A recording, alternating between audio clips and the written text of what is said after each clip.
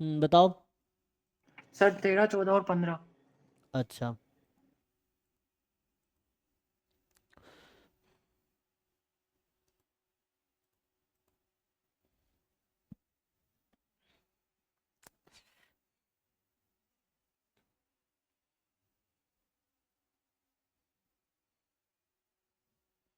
Thirteen fourteen fifteen है ना। तो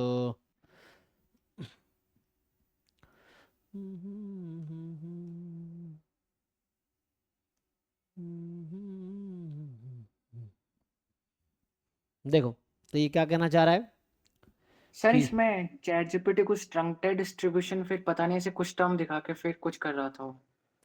हाँ, तो तुम अपना दिमाग यूज़ करो, एग्जाम में चैट जीपीटी थोड़ी यूज़ करोगे। अगर समझ आ रहा है तो ठीक सर है। नहीं हुआ तो अपलोड किया था उस पे, ऐसे नहीं करता। ठीक है, कोई बात नहीं, ट्राई करना अच्छी बात है, देखना भी बुरी बात नहीं है। लेकिन पहले हमें समझना है कि कैसे होगा, है ना। ये है। तो यहाँ पे कह रहा है Y one Y two Y N I I D random sample है साइज एन का from a distribution with density function ये दे रखा है आपको 2 alpha square upon Y cube, जब Y more than equal to alpha है, ठीक, जीरो अदरवाइज। तो पूछ क्या रहा है, अल्फा अननोन है, Y I ith order statistics, then M क्या होगा। तो एम कैसे निकालते तुम्हें याद है, इसका लाइक्लीहुड फंक्शन लिखेंगे, यहाँ अल्फा पैरामीटर है। तो एम क्या होगा, लाइक्लीहुड फंक्शन ये होगा। सो ये आएगा product of i from 1 to n 2 alpha square upon y i whole cube. और ध्यान से यहाँ वाई सपोर्ट जो है पैरामीटर पे डिपेंड कर रहा है, तो इसका मतलब है कि अल्फा लिख देता हूँ, alpha is less than equal to Y I. तो इसका मतलब हुआ कि अल्फा हर वाई आई से छोटा है, तो अल्फा उसके मिनिमम से छोटा होगा, तो फर्स्ट ऑर्डर स्टैटिस्टिक से छोटा होगा। तो फाइनली जो लाइक्लीहुड फंक्शन आपका आएगा 2 अल्फा स्क्वायर की पावर n, यहाँ आएगा प्रोडक्ट ऑफ वाई आई का होल क्यूब। और अल्फा की वैल्यू, अल्फा कहाँ से स्टार्ट है, अल्फा कुछ लिखा नहीं है, यहाँ लिखा है अल्फा मोर देन जीरो है। तो इसका मतलब अल्फा जीरो से वाई वन के बीच है। अब मैं तुमसे ये पूछूं कि ये फंक्शन अल्फा के रिस्पेक्ट में इंक्रीजिंग है या डिक्रीजिंग है, इसको अगर मैं अल्फा के रिस्पेक्ट में डिफरेंशिएट करूं तो क्या होगा, पॉजिटिव आएगा निगेटिव आएगा। तो अगर तुम एल डैश अल्फा निकालोगे ये पॉजिटिव आएगा for all alpha belongs to zero to first order statistics. अब मुझे ये बताओ, कोई इंक्रीजिंग फंक्शन है तो किस पॉइंट पे मैक्सिमम वैल्यू देगी, what is the point of maxima. तो ये मैक्सिमम इंक्रीजिंग फंक्शन है ना, तो इंक्रीजिंग सर फंक्शन Y1 पे। है ना, ऐसा है, मान लो जीरो पे लगभग जीरो है तेरा, तो यहाँ से जीरो से वाई वन, तो ये वाई वन पे जो डोमेन का जो लास्ट पॉइंट है उस पे लार्जेस्ट वैल्यू मिलेगी। तो यहाँ एम आ जाएगा फर्स्ट ऑर्डर स्टैटिस्टिक्स। तो जो एम ऑफ अल्फा होगा वो आपका फर्स्ट ऑर्डर स्टैटिस्टिक्स होगा, ठीक है, ये आ जाएगा।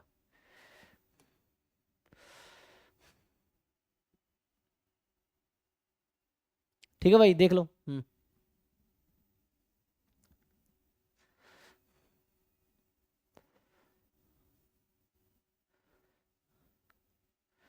ओके है, तो नाउ, जी सर हो गया। ठीक है ना, हाँ। सो नेक्स्ट क्वेश्चन जो आपका है 13 के बाद 14।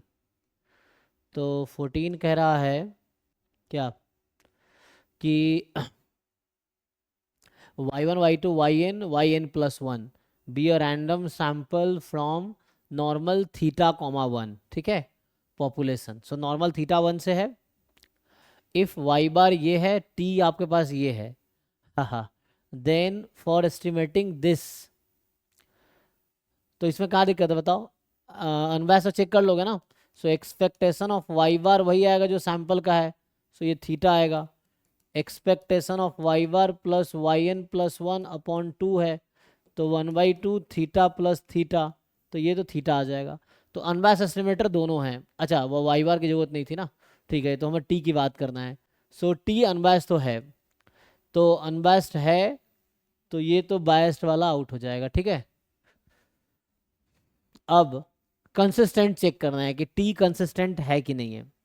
तो होता क्या है यहाँ पे कि ये जो वाई एन प्लस वन से कोई फर्क नहीं पड़ेगा, वाई एन जो वाई एन प्लस वन है वो आइडेंटिकली डिस्ट्रीब्यूटेड है वाई वन के, ठीक है। तो यहां से होगा क्या, Y bar converges in probability to E of Y, जो कि आएगा थीटा। तो जो Y bar plus Y N plus one है ना, single random variable will not converge in probability to theta, ठीक है ना। तो इसका मतलब ये है, तो मैं कैसे लिख के बताऊं, तो इसका मीन वेरिएंस निकालो कितना आएगा, मीन तो जीरो, वेरिएंस कितना आएगा इसका, अच्छा ऐसे निकाल देता हूँ चलो। तो देखो अभी हमने अनबायस्ड दिखा रखा है, मैं तुमसे पूछ रहा हूँ ये जो टी है, ई ऑफ टी तो अभी निकाला था मैंने, एक्सपेक्टेशन ऑफ टी आपको मिला है थीटा, और वेरिएंस ऑफ टी अगर आप निकालोगे तो क्या आएगा, so if you find variance of T, so 1/4 बाहर, अच्छा ये इंडिपेंडेंट तो है नहीं तो कोवेरियंस निकालना पड़ेगा, मेनली इसका मुझे लिमिट लेना है एक्चुअली, ठीक है। तो वाई बार का आएगा सिग्मा स्क्वायर बाई, है ना, variance sigma square by n, और इसका आएगा 1। अब बनता है इन दोनों का कोवेरियंस, तो इन दोनों के बीच का कोवेरियंस कितना आएगा, सम है ना, तो दोनों इंडिपेंडेंट तो है नहीं, तो यहाँ पे आएगा 1/n, अच्छा वो तो इंडिपेंडेंट ही है क्योंकि ये तो इन दोनों में, यहाँ yn+1 तो है ही नहीं, तो इंडिपेंडेंट तो है ही, तो ये 0 हो जाएगा।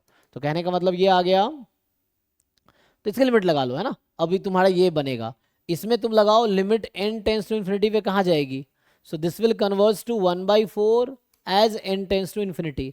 लेकिन तुम्हें पता होगा कि अगर t कंसिस्टेंट एस्टिमेटर है तो क्या होता है, ऐसा होना चाहिए, है ना। सो इफ, अच्छा यहाँ पे 1y है ना, तो वो 0 पे तो नहीं जा रहा है, तो थ्योरम फेल हो रहा है, लेकिन इसका मतलब ये है कि थ्योरम फेल्स हेयर, तो कंसिस्टेंट तो नहीं होगा, ठीक है ना।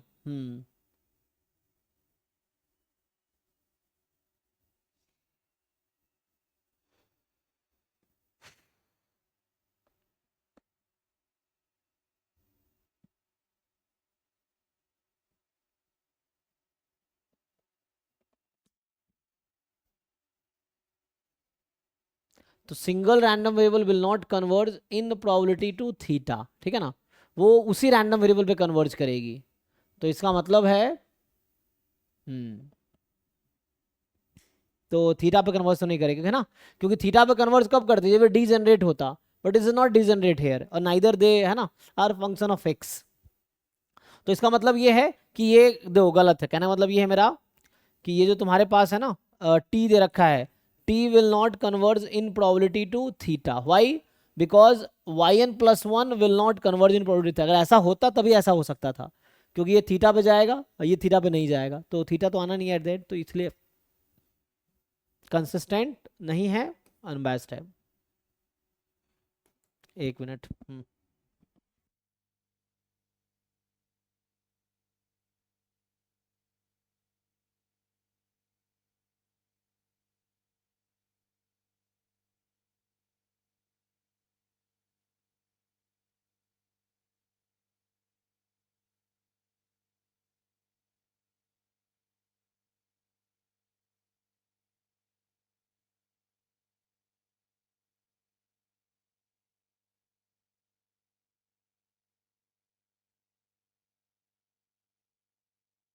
हम्म,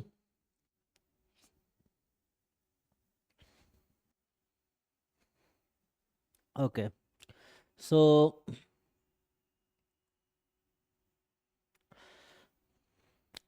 11 का ठीक है, अभी तुम्हारा क्या था भाई, हो गया तुम्हारा आंसर, तो क्या था गया, सर एक 15 होता।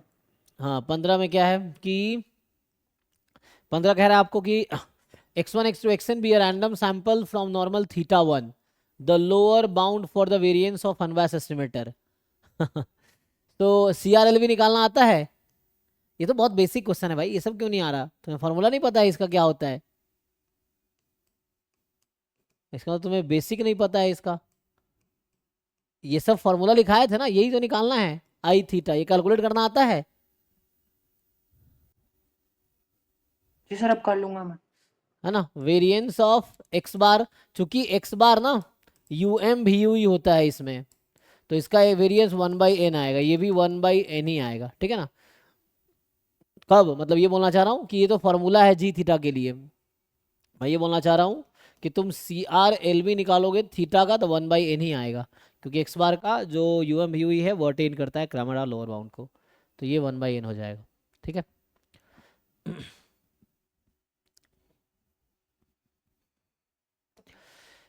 चलो जी, नेक्स्ट 16 भी था ना किसी का, वापस आते हैं फिर वापस तो बताता हूँ। 16 में जो आपके पास है, ये सिंपल डेफिनेशन है कॉन्फिडेंस इंटरवल का, उस पर ये क्वेश्चन है आपका। तो ये क्या बोल रहा है आपसे, है ना 16 में। तो ये तो आसान है ना, यहाँ से अगर आप ध्यान से देखेंगे तो y माइनस थीटा का डिस्ट्रीब्यूशन एक्सपोनेंशियल 1 हो जाएगी। तो यहाँ जैसे y1 है ना, तो फर्स्ट yi बोल दो, first order statistics minus theta लेंगे तो एक्सपोनेंशियल n हो जाएगी। तो यहाँ से जो आपको दिया है इसको समझो, ये कॉन्फिडेंस इंटरवल, इसका मतलब है probability theta more than equal to y1। ये सब जैम के PYQ में इस तरह क्वेश्चंस हैं, तो आपको अभी तक आ जाना चाहिए था, जो लोग जैम में एटलीस्ट दिया है, जैम में इस तरह क्वेश्चन आए हैं। सो log 5 बेस e, ये है ना 2y1, मतलब ये more than equal to theta less than equal to this is कितना बोल रखा है, अच्छा ये निकालना ही है। तो यही प्रोबेबिलिटी आपको निकालनी, कहने का मतलब ये है, मैं इसको लिखता हूँ।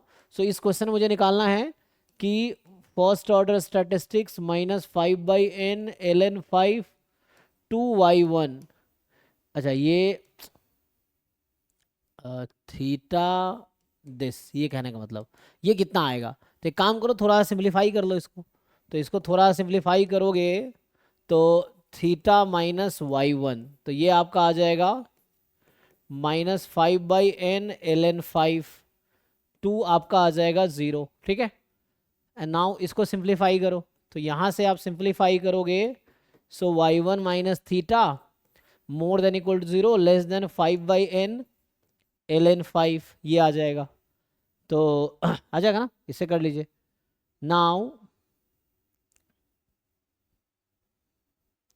इसका डिस्ट्रीब्यूशन अभी लिखा था मैंने, क्योंकि yi माइनस थीटा करोगे तो एक्सपोनेंशियल 1 आएगी। सो y1 माइनस थीटा करोगे तो एक्सपोनेंशियल n हो जाएगी ये, ठीक है। सो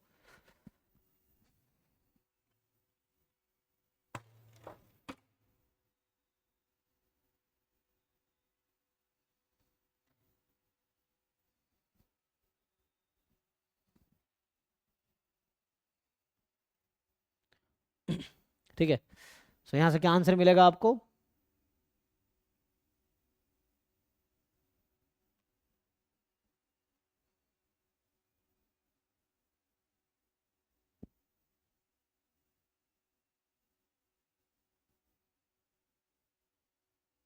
निकाल लोगे।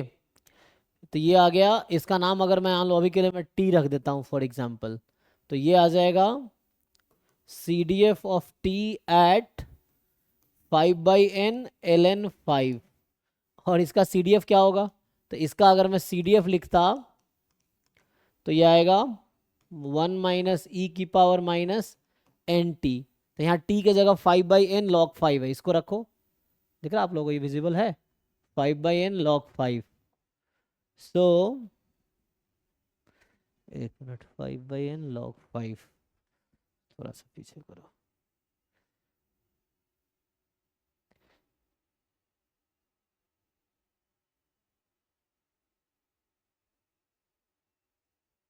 ठीक है देखो। तो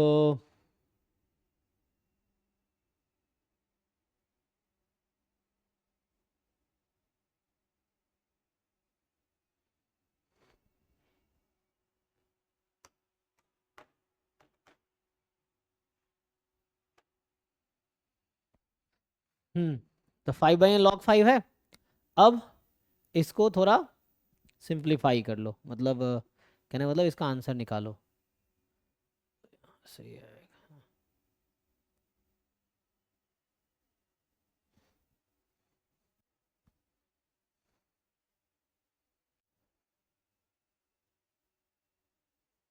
आ जाएगा, बताओ, इसमें पुट करो। तो इसमें टी की जगह तुम ये पुट करो,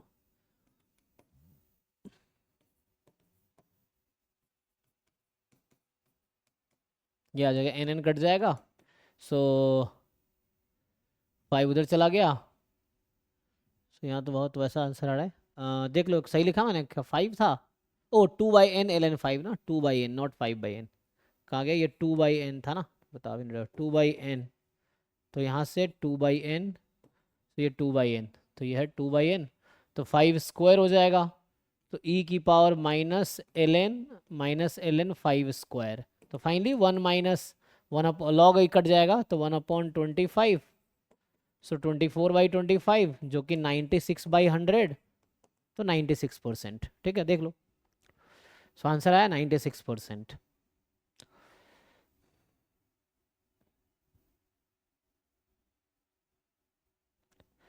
ठीक है भाई, तो ये हो गया 16 का। अब बाकी जो डाउट है बताओ। तो 11, 11 में क्या है, क्वेश्चन नंबर 11। तो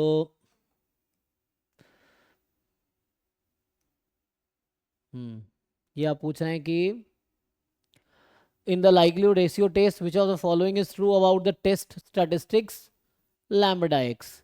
सो टेस्ट लैम्बडा एक्स क्या होता है, likelihood function under H naught upon likelihood function under H one, यही है। तो उससे क्या हो जाएगा, लाइक्लीहुड का रेशियो है तो नेगेटिव तो होगा नहीं, क्योंकि likelihood function product of PDFs है, तो नेगेटिव तो नहीं होना है। एंड इनफैक्ट पॉजिटिव तो होगा ही, लेकिन 0 1 के बीच होगा, क्योंकि है ना रेशियो है ना वो, तो 0 1 के बीच ही आएगा। प्रोबेबिलिटी है दोनों बीच आएगा। चेक करो, मोर देन इक्वल टू सी, जहाँ सी बिटवीन 0 and 1। रेशियो 1 से ज़्यादा हो सकता है,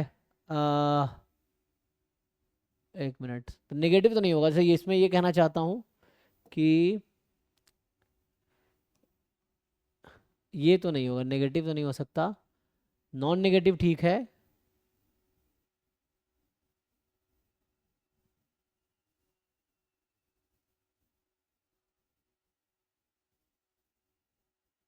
तो under H naught upon under पूरा पैरामीटर स्पेस पे होता है ना, तो अंडर एच नॉट और पूरा पैरामीटर स्पेस पे।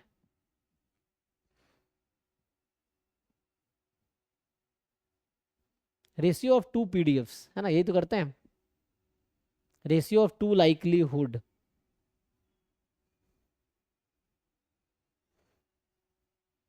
तो 1 रेस्ट्रिक्टेड होना आई थिंक जरूरी है। जैसे मोर देन 1 हो ऐसा जरूरी नहीं है, ये तो गलत ही है। सो मोर देन 1 होना जरूरी नहीं है। नॉन नेगेटिव होगा इसकी गारंटी है। अब सोचना है कि क्या लेस देन 1 ही होगा, ये जरूरी है। अ,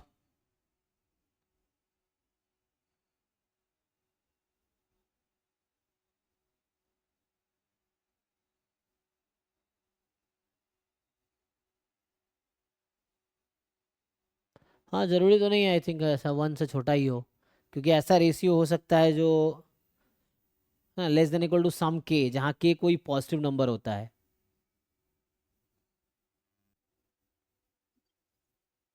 ठीक है, फर्स्ट ही होगा ना, फर्स्ट ही होना चाहिए, तो ये होना चाहिए। ठीक है, और क्या डाउट है जी, पहला क्वेश्चन।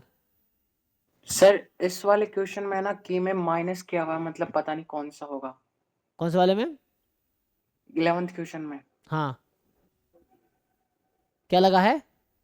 की में भी कुछ नहीं किया, आंसर दिया हुआ है इसका। अच्छा, की में कुछ नहीं दिया है। नहीं सर। अच्छा, हो सकता है ना, मे बी। तो होना तो पहला ही चाहिए, ठीक है ना। नेक्स्ट क्या है जी, 30 नंबर। सो अच्छा अच्छा, ठीक है। सो एक एक करके बताओ, देखते पहले इसमें बताओ जो भी डाउट है, फिर बाहर के डाउट देखेंगे। तो से 27। जी जी, सो यहाँ से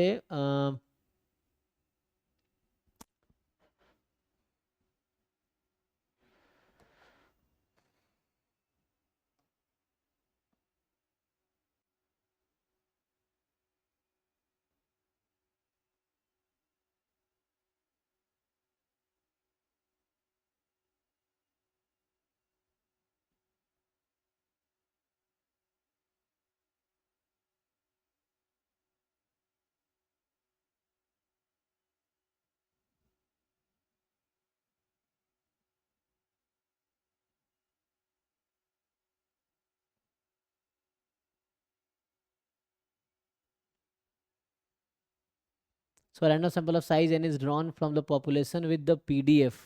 दे दिया आपको 2x अपॉन थीटा स्क्वायर,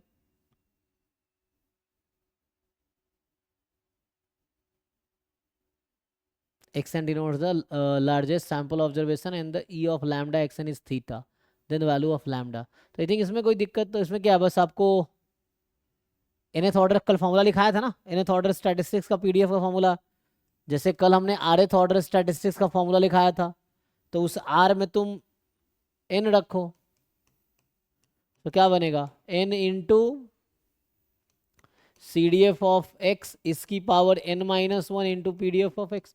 कल rth ऑर्डर स्टैटिक से पीडीएफ फॉर्मूला दिखाया था, तो उसी में आप r की जगह n रख दो अभी। तो n रख दोगे तो आपको क्या मिलेगा, n, और CDF इसका निकालोगे 2x का इंटीग्रेशन x स्क्वायर, तो ये आ जाएगा x by theta whole square, ये CDF है इसका, और इस पूरे की पावर n। PDF जो है आपके पास 2x अपॉन थीटा स्क्वायर है, ठीक है। सो PDF है 2x upon theta square. Now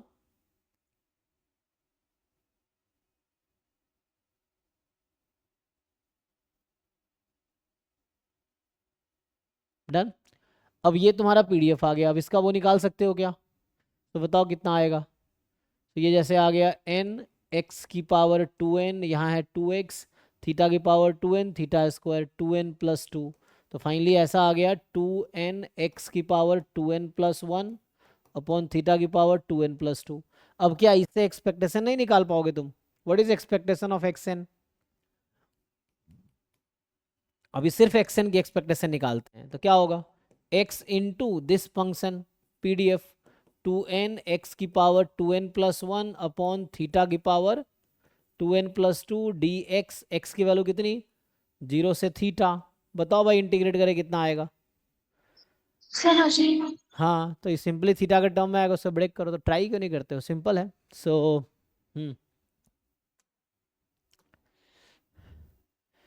next बताइए जी। 27 हो गया ना, अब आगे क्या था, 38। सो ये आपसे कह रहा है 38 में, 38 ही है।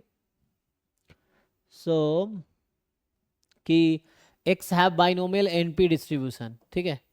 सो x के पास जो डिस्ट्रीब्यूशन है वो है बाइनोमियल n कॉमा p, यही है। And the maximum likelihood estimator of x by n is, so MLE of x by n,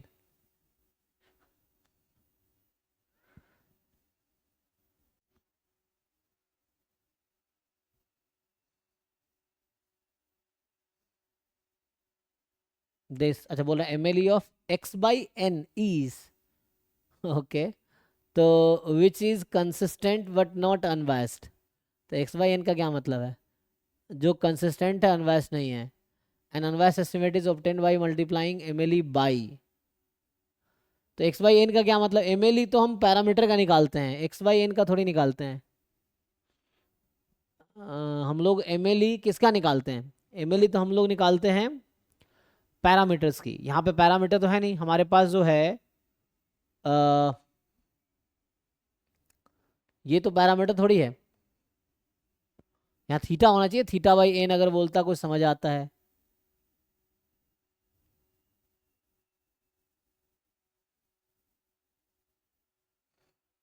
anyway अभी के लिए ये करो कि जैसे x अगर बाइनोमियल NP है ना, तो हम लोग ये जानते हैं कि E ऑफ x आप लोग जानते हैं NP होता है E of x into x minus one, है ना, upon n into n minus one. अगर ये निकालोगे सो ये आता है, जैसे यहाँ से ये तो रिजल्ट ही है, x बाई एन पी होता है। अगर ऐसा करोगे ना सो ये आता है कितना, p स्क्वायर।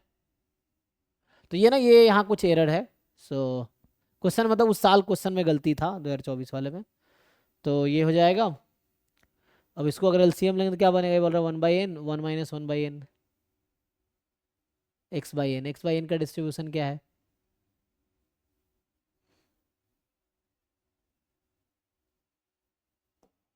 या मैं अगर ऐसे बात करूं,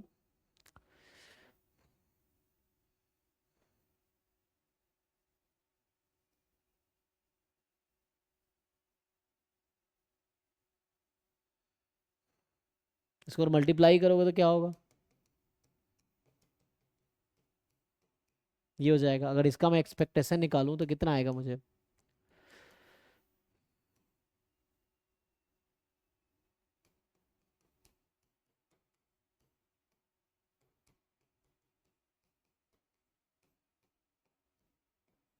ये आ जाएगा। अब इसको निकालोगे तो कितना आएगा, एक्स बाई एन, है ना। सो 1 बाई एन, और ये होता है NP, तो n तो कट जाएगा ना, p आ जाएगा। माइनस इसका करोगे आप तो वेरिएंस है ना, वेरिएंस प्लस मीन स्क्वायर,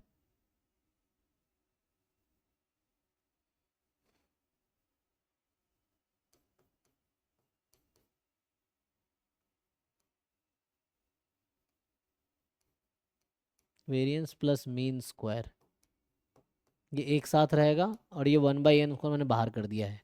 इसको सिंप्लीफाई कर लो, क्या आता है। सो मुझे लग रहा है इससे कोई क्वेश्चन में मिस्टेक है, लेकिन फिर भी ट्राई करके देखता हूँ। तो यहाँ से आ जाएगा p/n माइनस, इसको मल्टीप्लाई करोगे तो अभी रहने दो, np minus np square plus n square p square upon n square, और यहाँ से आएगा n क्यूब। यहाँ से क्या आना है, कुछ आना है, एलसीएम भी ले लेंगे तो कुछ होगा। So I think n square p square cut जाएगा, देखो क्या बनता है। तो यहाँ से मैं अगर n क्यूब कॉमन ले लूँगा, so n square p minus n p plus n p square minus n square p square, ऐसा आ जाएगा। तो ये आपका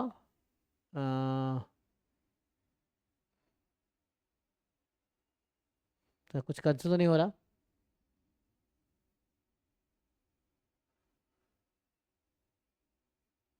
तो ये कुछ आया, तो इसमें क्या कहना चाह रहा है कि unwise estimate obtained by multiplying MLE by this. I think इसमें कुछ एरर है, ठीक है ना, इस क्वेश्चन को इग्नोर करो, इसमें कुछ गलती है क्वेश्चन में, ठीक है। और एक क्वेश्चन है जो पूछना हो इसमें।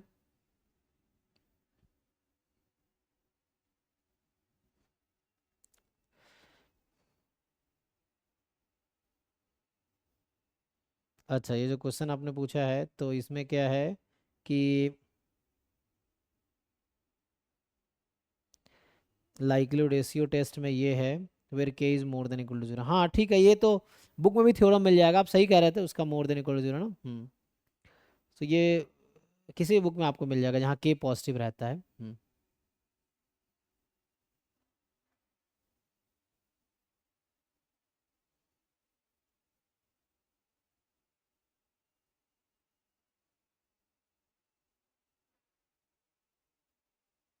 ठीक है जी, कौन सा 41?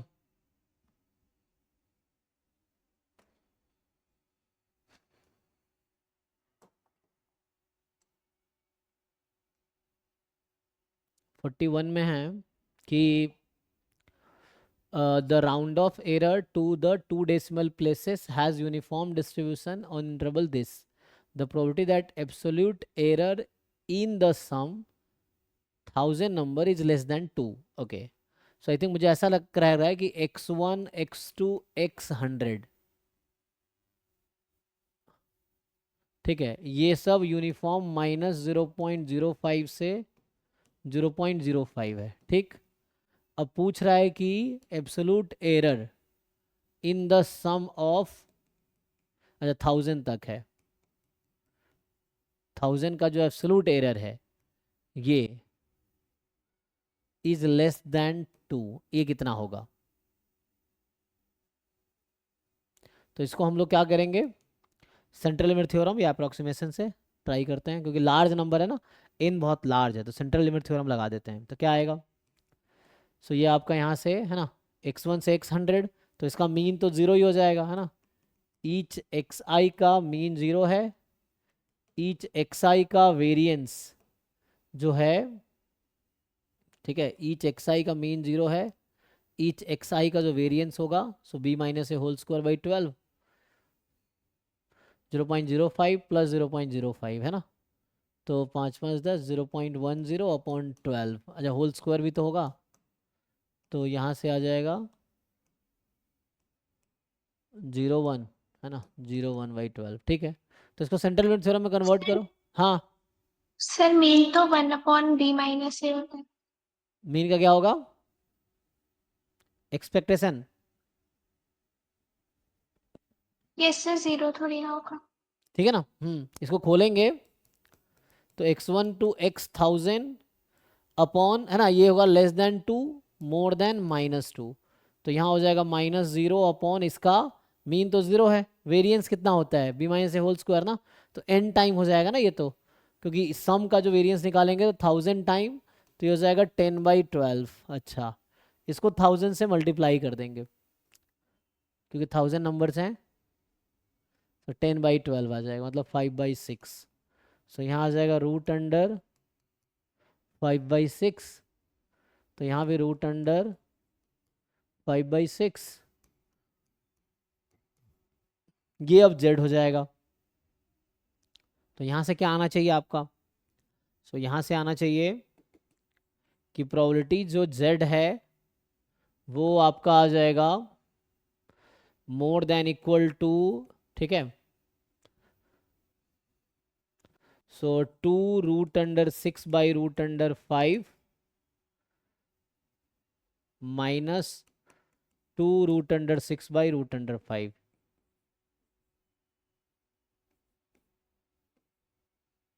लेकिन ये कैलकुलेटर से देखो कितना आ रहा है अप्रोक्सीमेटली, 2√6/√5 कितना आएगा कैलकुलेटर से, तो ये -a to a है ना, तो ये जैसे हो जाता ना, जैसे नॉर्मल ग्राफ बना है -a to a की प्रोबेबिलिटी, ठीक है, तो इस बीच की प्रोबेबिलिटी कितनी होती है, phi of a minus phi of minus a, जो कि हो जाती है 2 टाइम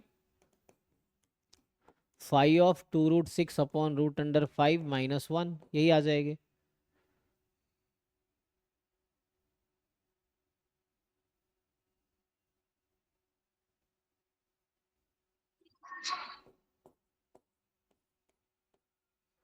देखो कैलकुलेशन करके, तो ये कितना आता है डेसिमल में, ठीक है, आ जाएगा। तो इससे जो भी कैलकुलेटर से इसको है ना देख लो, तो या तो ये आएगा या ये आएगा, ये दोनों तो नहीं लग रहा है, या तो ये दोनों में से कोई एक आएगा, जो भी आता है ये 2 पॉइंट समथिंग नहीं आएगा, 1.96 टाइप का ही आएगा, नहीं 2 से ज़्यादा आएगा ना, सॉरी, तो 2 से ज़्यादा ही आएगा, √6 ज़्यादा है ना, तो ये आएगा 3 वाला आएगा, है ना। ये तुम कैलकुलेटर से देख लो कितना आता है, या जस्ट रफली √6 वैल्यू पता है ना, √5 है ना, √2 1.414, √3 सर 1.732। ये तो 2.19 आएगा। अच्छा 2.19 आएगा ना, ठीक है ना, तो ये थर्ड सही है, ठीक है, third option centre limit theorem हो गया जी। और कुछ है इसमें, ये जो नेक्स्ट असाइनमेंट खोलूंगा मैं टेस्टिंग वाला,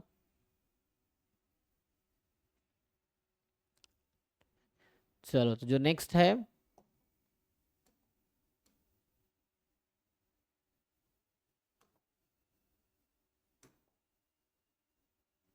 इसका बताओ, इसमें अगर ट्राई करके आए हो तो, ये